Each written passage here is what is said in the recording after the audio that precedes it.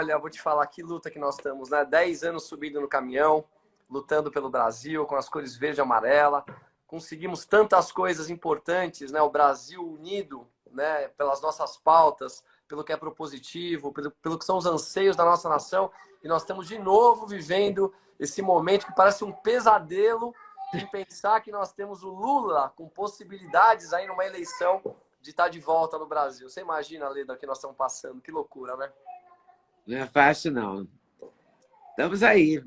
Saiu uma pesquisa agora dizendo que ele está com 50% das intenções de voto. Tem uma outra pesquisa que dá o Bolsonaro com as intenções de voto. Essa coisa da pesquisa é visivelmente para influir no resultado, né? É visível, é muito claro. E você sabe que a percepção que nós temos, né? Eu tive agora um fato muito interessante. Como eu estou em campanha para deputado estadual, eu tenho saído nas ruas e a minha percepção mudou um pouco, sabe? Eu tinha uma percepção sempre acompanhando o Bolsonaro que 70% do país votava nele. E agora que eu tenho ido para as ruas, e eu passo sempre num caminhãozinho, com uma escolinha de samba atrás tocando bateria, com umas pessoas com bandeira, e a gente pega as ruas de comércio, a gente percebe que, infelizmente, tem muita gente que vota no Lula. Mesmo. Eu acabei ficando um pouco assustado, sabe, Lê, desses últimos dias. É perceptível que o Bolsonaro está na frente. E eu rodei bairro de pessoas mais simples, bairros de classe média e bairros de pessoas mais ricas. E a gente percebe muito o Lzinho do Lula. É incrível como essa mídia, né, com todas as narrativas que elas criaram ao longo desses últimos anos, desmerecendo o único presidente que conseguiu trazer o Brasil de volta para as mãos das pessoas de bem, conseguiu influenciar as pessoas. Então, nosso papel hoje, eu tenho assim a certeza que é de poder conversar com as pessoas que ainda estão indecisas, ou que eventualmente não têm a verdade, só a narrativa, para convencê-las em votar no presidente Jair Bolsonaro. Esse é o maior papel que eu estou fazendo hoje, é o que eu estou colocando nas minhas redes sociais, é como passar para as pessoas a verdade para que elas possam entender em quem que elas devem votar. Aí nós temos a questão da memória, que o brasileiro não é, a memória não é um forte, né? No Brasil, Sim. as pessoas esquecem rapidamente em quem votaram e problemas que tiveram. E toda essa história do mensalão, e etc., já foi esquecido, né? Toda essa Sim. corrupção, por uma parte da população, não foi vivenciada e por outra foi esquecida.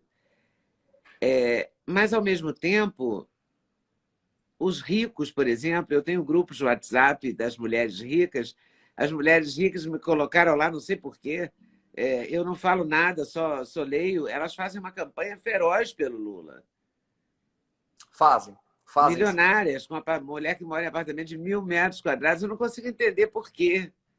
Eu também não consigo, Leda. Eu fico pensando aqui, me perguntando, e a única coisa que me vem à cabeça é realmente dinheiro. É porque, eventualmente, os maridos que podiam ter contratos, né, com o governo, ou eventualmente participaram daquela onda que aconteceu enquanto o Lula governava o Brasil, onde a grande maioria desses empresários enriqueceram. E o povo cada vez mais pobre. Nós vimos o que aconteceu. Nós recebemos um país com 14 milhões de desempregados, um país onde todas as nossas instituições estavam tomadas por eles, um país com as nossas estatais assaltadas, um país onde nós vimos a sexualização da infância, onde nós vimos linguagem neutra, onde nós vimos tudo de ruim, que está totalmente em desacordo com os anseios da nossa sociedade. Essas pessoas ainda continuam dizendo que devemos votar no Lula. Artistas, aliás, você é um orgulho, sabia? Porque com todo o histórico que você tem, né, de vida como jornalista, e você se posicionar de uma maneira tão clara em favor da liberdade, em favor da integridade, você nos enche de orgulho. Eu tenho muito carinho em poder sempre falar de você e conversar com você. Imagina. Mas isso custa, né? Isso tem um preço também, né? É Tem. engraçado porque a esquerda não aceita a divergência mesmo, né? Eu senti muita resistência em entrevistar pessoas que eu entrevistei a vida inteira e que eventualmente se candidataram agora e que marcaram, desmarcaram, marcaram, desmarcaram e acabaram não fazendo live comigo e tal. Quer dizer, a esquerda não quer mesmo confrontar de jeito nenhum, né? Quer ficar na sua própria bolha e não aceita nenhum tipo de conversa. Até porque conversar com um esquerdista, Leda, é muito fácil você derrubar as narrativas deles. Eu tenho conversado com alguns e faço isso já há muitos anos, né? Tanto na CNN, quando eu debatia com a Gabriela Prioli, depois na Gazeta, onde eu tinha todos os dias um comentário político. Depois, na própria Jovem Pan, onde eu participei de todos os programas, né, do 3 em 1, do Pânico, enfim, de todos eles, conversar com o esquerdista é muito fácil, porque você quebra a narrativa deles com uma facilidade. E tudo deles é relacionado a algo voltado a minorias, a meio ambiente, você não gosta de negro, você não gosta de pobre, e na verdade é o contrário, né? Nós somos os defensores.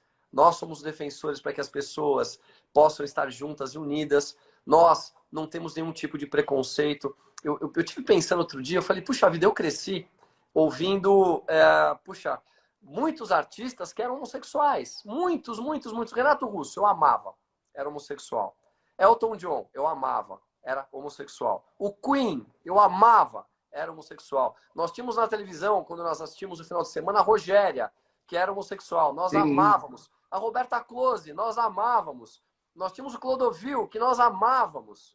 Então, assim, tentarem colocar essa situação, né, que quem é de direita não gosta de negro, não gosta de homossexual, é tão absurdo, Leda.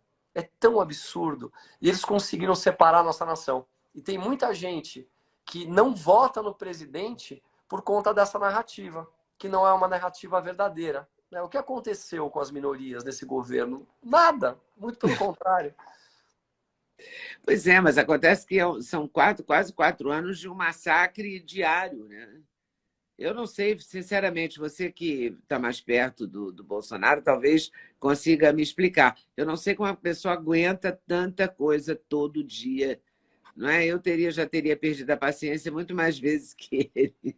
Quando eu vejo como ontem ele na live, que ele pesa um pouco o tom, sobe o tom, eu fico pensando, meu Deus, eu subiria o tom muito mais, porque é um massacre, né? E é uma narrativa atrás da outra, e é um golpe atrás do outro, e é o tempo todo isso. Porque se fosse denúncias concretas, eu sou favorável às denúncias concretas. Eu não gosto da coisa por caminhos falsos, né? Falsas narrativas, entendeu? Pegar uma coisinha e fazer dela uma coisona. Não, se tivesse corrupção mesmo, se tem que aparecer, tem que punir. Eu defendo isso, defendi a vida inteira. O Itamar Franco afastou o Henrique Argrives, que era o melhor amigo dele, porque foi acusado de corrupção, e afastou na mesma hora. E estava certo, ele voltou depois porque provou que não era verdade. Mas olha, A coisa tem que ser limpa, tem que ser transparente, eu acho. claro. Mas tem que ser verdadeira, entendeu? Não pode ser baseada em narrativa. Mas você sabe, eu estava fazendo uma reflexão outro dia, né? Vamos tentar recordar alguns anos atrás. Nunca ninguém deu nada para as pessoas mais pobres no Brasil, para os miseráveis. Isso é uma grande verdade. PSDB, PMDB, eles eram só objetos de manobra para as eleições. E depois eles ficavam totalmente esquecidos. Isso aconteceu em todos os governos, né, após a redemocratização do Brasil. Vem o Lula. E o Lula, com aquele jeito dele, né, falando aquela linguagem mais parecida com o povo nordestino, ele vai lá e aprova um Bolsa Família de R$ 89. A gente acha que isso, Leda, é pouco. Mas, na verdade, para quem passa fome, para quem não tem um alimento para colocar na mesa para os seus filhos, R$ 89 você compra cuscuz e ovo para o mês inteiro e você passa a ter uma comida quentinha na mesa. Aí vamos caminhando. Além disso, ele acabou colocando uma cisterna, ou seja, um lugar para essas pessoas que tinham que andar quilômetros com uma lata na cabeça, com 2 filhos pendurados na mão para pegar água, ela passou a pegar na rua de trás da casa dela. Você acha que a vida dessas pessoas mudou? Mudou, e mudou muito. Em seguida, ele ainda coloca um ponto de luz. E essa pessoa passa pela primeira vez a poder colocar uma geladeira na sua casa. Vocês imaginam só o que é não ter geladeira em casa? Você acabar de se alimentar e você não ter onde colocar o alimento. A vida dessas pessoas mudou de um tanto que elas passaram a se sentir ricas. E quem não era miserável, quem era pobre, teve acesso a crédito. Eles compraram a moto, eles compraram um telefone celular, eles compraram uma geladeirinha para a mãe. A vida deles também melhorou muito. Bom, aí eles entraram, assaltaram a Petrobras, Eletrobras, Petrolão, Mensalão, tudo que a gente conhece do Brasil. Entregaram o Brasil com 14 milhões de desempregados. E a narrativa deles é que foi golpe, que os mais ricos tiraram eles do poder porque eles queriam ajudar os mais pobres. Então, em seguida tivemos o governo do Temer. O governo do Temer foi um governo que pouca repercussão teve na vida dessas pessoas, teve lá uma coisa boa ou outra, mas mantiveram a mesma política de coalizão, aquela política que veio lá de trás do Fernando Henrique Cardoso, o intelectual formado na França, né, que implantou aquela forma de entregar ministérios para partidos políticos. Para quê? Para roubarem, para se manterem no poder e para enriquecerem as suas próprias famílias. Aí a amarração conclusiva de tudo isso. A mídia coloca que toda a culpa dos problemas que nós temos hoje é do Bolsonaro. 600 mil mortes no Brasil, o arroz está caro, a gasolina está cara, ele é genocida. Tudo que acontece no Brasil é culpa dele. E essas pessoas, por mais que a gente ache que eles tenham um telefone celular e que eles possam se informar pelo telefone, isso não é verdade, porque eles têm um limite para receber dados. Então eles concentram em ver o que eles gostam, o futebol, o desenhozinho para um filho. Se eles ficarem que nem quem tem um poder, aqui estive um pouco maior, olhando o WhatsApp e olhando as redes sociais o dia inteiro, em 2 dias acaba o que eles têm de condição de poder ver por conta de dados. Então qual que é a informação que eles têm? A Rede Globo, a grande mídia, que bate no presidente o tempo todo. Aí eu pergunto, se você fosse uma dessas pessoas, com essa informação, em quem você votaria?